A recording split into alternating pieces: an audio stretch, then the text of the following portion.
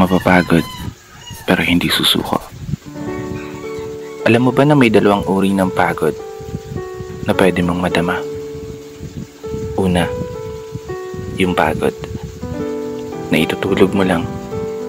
Pagising mo, okay ka na.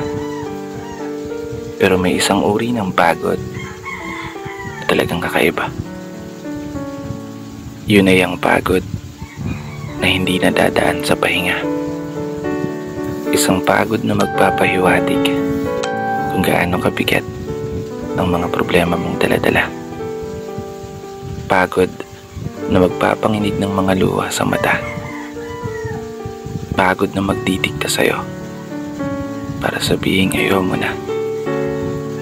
Mapapatanong ka na lang talaga, saan nga ba ang direksyon ng aking mga paa? Mga paang tila pagod na sa kakahakbang. Mga paang ngimay na sa kada tapak sa baitang ng hagdan. Isang hagdan na magdadala sa akin patungo sa isang palapag na pinapangarap ko. Mapapagod pero hindi susuko. Magpapahinga pero hindi hihinto. Para sa pamilya at para sa pangarap, palaging pipiliin na magpatuloy. Kasi alam mo, kung ang pagod ay kapalit ng magandang kinabukasan, wala kang dahilan para sukuan ng pagod.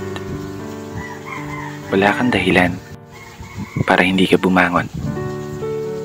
Wala kang dahilan para tuluyang magpalamon sa pagod na magbibigay sa iyo ng mga hamon at pagsubok na susukat sa iyong katatagan at kagustuhang makaahon, kagustuhang umasenso at kagustuhang magtagumpay at tuluyang makamtan yung magandang buhay na gusto mong mapasakamay.